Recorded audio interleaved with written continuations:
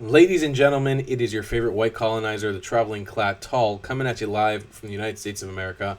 We're going to take a look at a clip about Arabism/Islam. Let's look. But there is a big problem why Jew hatred cannot easily be taken out of Islamic culture. If you look at the Quran itself, if you look at the history of Islam, you go back to the 7th century. You don't have to go back to the 1948. 1948 is not the reason why they hate Jews. Sure. This is an excuse. In the 7th century, Muhammad started his message in Mecca, wanting an Arab religion, a religion that stems from inside the Arab world. And he linked it to the Abrahamic religion to get some credibility and asked his people to believe in him as the Messiah. His people in Mecca rejected him. He spent 13 years in Mecca trying to spread Islam, and he only had 150 followers. Then he decided that peaceful means of spreading his message will not work. He left Mecca and moved to Medina. Medina was a Jewish town. The word Medina was even a Jewish word. It got taken by Arabs. Now it's a word that means city, but it's originally a Jewish town. And he went there. The Jews didn't kill him, didn't ask him anything. They welcomed him, as a matter of fact. In his early writings in the Quran, he mentioned the Jews in a very favorable way. He called them guidance and light in the Quran, righteous people, excelled the nations. But when the Jews rejected to convert to Islam, that was the big slap on him. He was not credible in front of his Mecca people because he told them, I have an Abrahamic religion. I'm going to be the Messiah. The Jews are going to support me. I'm going to go live with the Jews because they're going to support me. And when the Jews didn't convert, he simply flipped. All the good things he said in the Quran about the Jews, the good stuff, completely the opposite. He started calling them apes, pigs, enemies of Allah, because he could not find the legitimacy he was hungry for. All he had were warring warriors, fringe people, fringe tribes that were poor, that wanted to follow him just to benefit from him. And he looked at the Jewish tribes. They were prosperous and they earned a living from hard work. Muhammad, in many of his hadiths, and I'm quoting Muhammad, I became wealthy through terror. He became wealthy through stopping the Mecca people, his own tribe, his own people. He would stop and kill them and rob the caravans, the trade caravans. And what happened is he started looking back as a prophet. What kind of prophet lives in a city asking the Jewish tribe, those prosperous Jewish tribe to convert to him, and he's robbing his family in the caravan? They are prosperous through hard work. He started looking back. It was time for him to take their wealth and kick them out to start looking good, which he did. He expelled many and killed many. And the last tribe, he took all the male puberty, killed them. Almost 900 men of one tribe. He beheaded them. They dug trenches and he beheaded them in bunches of 12s. He and his warriors spent 2 days beheading. That was the first Holocaust on the Jews. It was a beheading. And even him, after he did that, he took the women as slaves and the children as slaves, converted them to Islam by force, and they took many of the young women as sexual slaves. Muhammad, the Prophet of Islam, had the first pick of the sexual slave. Her name was Safia, and she stayed under his sexual slavery until she died, even by Arabian Peninsula standards. I want to take just a quick pause because the lady's commentary is quite remarkable. Look, I don't know, I can't verify everything she's saying is true, but I can jump in and say that the story of Safia, I only recently learned about it. I didn't know how horrific it actually is, and how Muhammad and his army murdered her family in front of their eyes, this Jewish woman. And we as Jews don't even honor her or talk about her often. I don't know why that's the case. I've heard some varying theories about the Jewry in Arabia being disconnected from Levantine Jewry, and I don't know. The fact that we don't honor what Safia went through in mainstream Jewish culture is really gross, and we need to do so more often because it's a really horrific and sad story. And a friend of mine, Maya, recently wrote in Yad Mizrach magazine. Please take a look at it. It's called Yad, Y-A-D, Mizrach, like Mizrahi Jews. Look it up and look at the article she wrote about the story of Safia. She went into gruesome detail about what Safia went through. It comes from exposition from the Hadith. Now, some Muslims that I've countered on this, they'd be like, oh, no, I don't believe the hadith. Hadith is not real. It's not real Islam. It's impossible to tell with Muslims what they believe. They kind of pick and choose when they want to believe hadith and when they don't. It's very hard for me to gauge what hadith is right and what hadith is wrong. But what I can tell you is the story is pretty well documented of what Safia went through. And it is absolutely horrific, terrifying, and so sad. So sad. Actions of Muhammad were not holy. Something had to be done to save Islam and its reputation. The Quran had to be changed to call Jews, they deserve what happened to them. You don't need to be a psychiatrist or a psychologist or a sociologist to understand why all of this hatred. Where did it come from? The Jews had to be called apes, pigs, and enemies of Allah, a description that's being said by every Muslim leader today. This was the only solution to save Muhammad's reputation, to save Islam. Islam has an existential problem. If Islam makes peace with the Jews and treats them as human beings, not as apes and pigs and descendants. What Morsi said was they are descendants of apes and pigs. If Islam makes peace with that, then they're going to look at their prophet as a murderer. So it's an existential problem within Islam to hate and reject not only Jews, but Jews and Christians and anybody, the enemies of Allah. Because Muhammad kicked out the Christians also, and kicked out of outside the Arabian Peninsula. And on his deathbed, he entrusted his followers. His last words on his deathbed was, go chase the Jews and kill them wherever you find them, even if they hide behind the rock in a tree. He died in agony of what he did, but he didn't want to go down alone. He wanted everybody around him to do exactly what he did. This is a tragedy of Shakespearean levels here. And nobody notices it. All you need to do is you don't need to be a psychiatrist. You really just read the Quran. You will see the story telling itself. Muslims today have a very hard time reconciling, because to reconcile with the Jews means they have to admit that Islam was wrong. It's an existential problem. And that's why when Muhammad died, his followers did what he commanded. They went and conquered Egypt, conquered Persia in the same year. And then they went to Jerusalem, where the Jews are, and said, okay, now this is ours. We're going to build a mosque right on top of your temple, because now our prophet doesn't want you to exist anymore. And this is the only way we can make your memory gone and make Islam's grave secret gone. It's almost by replacing you. The fact that they built a mosque on top of the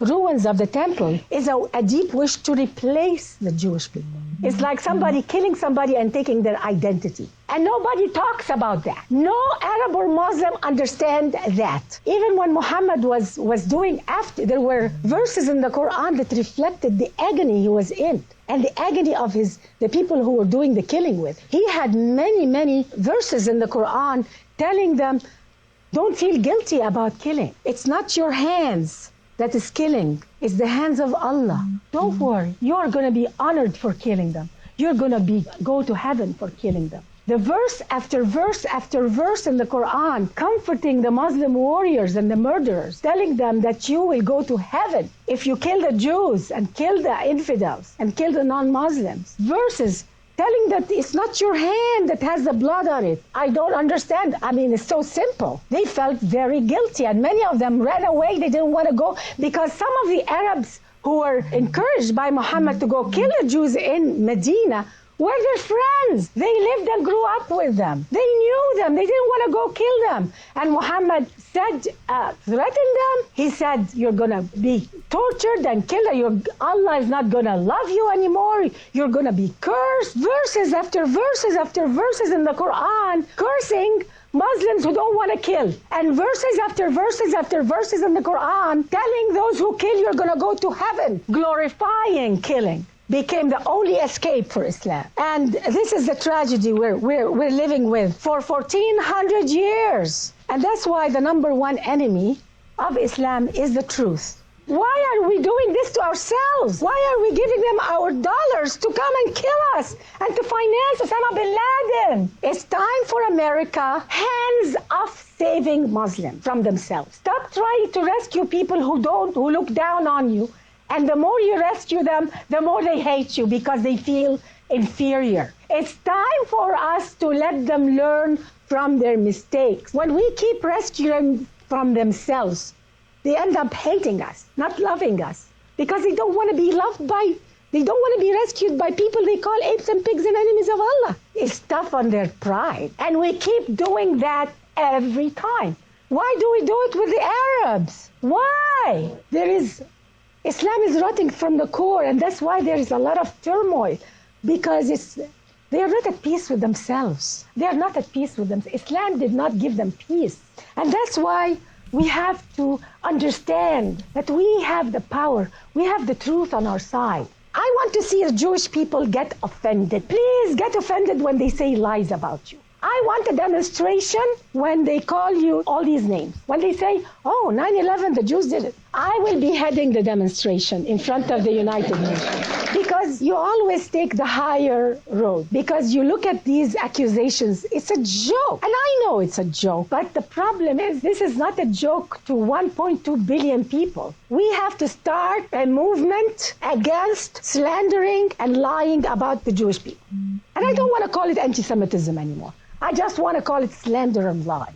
I don't have to be Jewish to stand for the truth about Israel, to stand for the truth about the Jewish people. I owe it to you to speak the truth, because my culture of origin have committed slander and lies, and it's time to end it, because it's not good for you, it's not good for them. And that's why we have to speak out. We have to make a big deal every time these lies happen. Arab terrorism is not just destroying or hurting Israel, hurting America, 9/11. It's destroying the moral fabric and goodness in Arab society. And it's time to speak about it. Open up. And I encourage all Arabs to start and speak, because I know many of them agree with me. So I can't, in good conscience, agree with everything that she's saying. One, I'll say I'm not educated enough about Islam. I feel like I'm very well educated on it, but I'm still not educated enough to be able to quote the things she's saying from the Quran. I just finished reading the Quran for the second time a couple months back. It's still pretty fresh in my memory. A lot of the things that she said there that are in the Quran, I think she may be saying that it's in the Quran because it's easier to understand, but it's in the Hadith, and probably Hadith that's very widely accepted by many Muslims. I have a hard time accepting everything that she said there, but the one things that I will agree with her on is the fact that Muslims hate each other and they're not at peace with each other. And that's the core of why this channel exists, and what we try to do here is to try to rip them apart from the inside and bring them closer to Israel by understanding how much self-hatred they have for each other. They hate each other. The Arabs and the Muslims, they hate each other so much, and they're so racist towards each other, consistently and constantly, that it's so easy to understand how fickle this group of people actually are.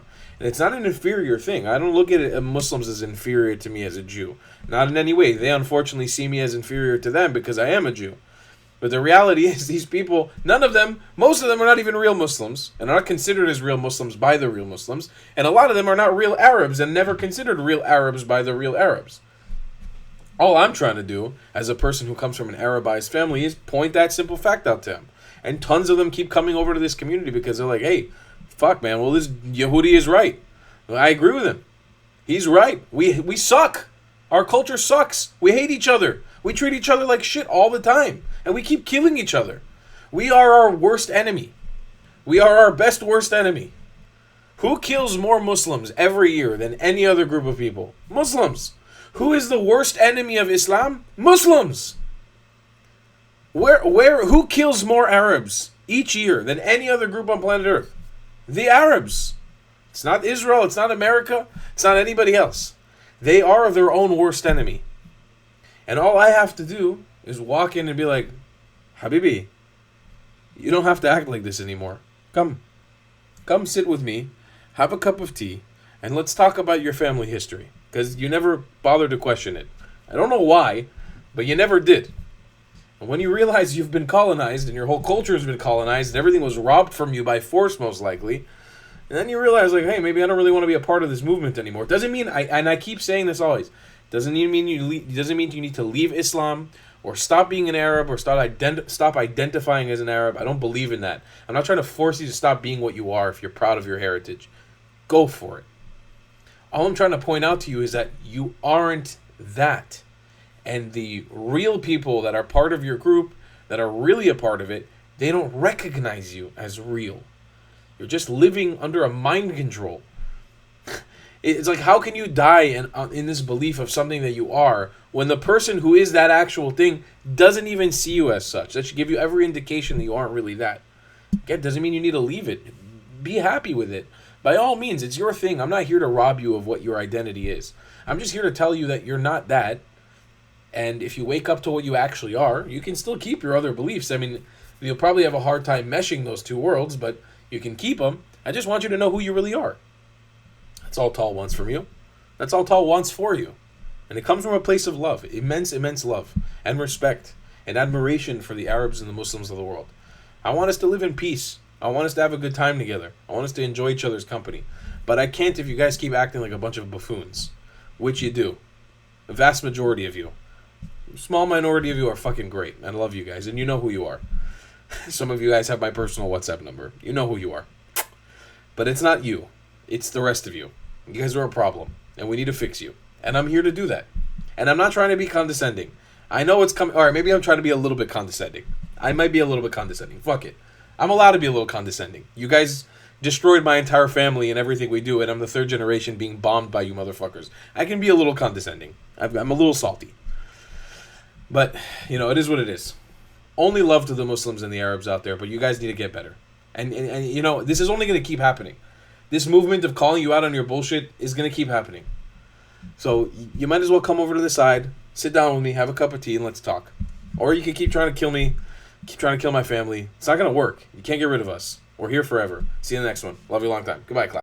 If you believe in my content and want to support me, just know your help is needed. There's a bunch of great ways to support me, being PayPal, Buy Me a Coffee, or joining my Patreon community down below. Patreon is the best way to support my channel, and you'll get a bunch of cool perks depending on what tier you join. Another great way to support me is by buying my merchandise on thetravelingclat.com. I regularly drop new merch designs like this beautiful hat, or this amazing shirt, where you can support the channel and get something cool for yourself. I also have an amazing Discord community with people from all over the world. Thank you so much for your support.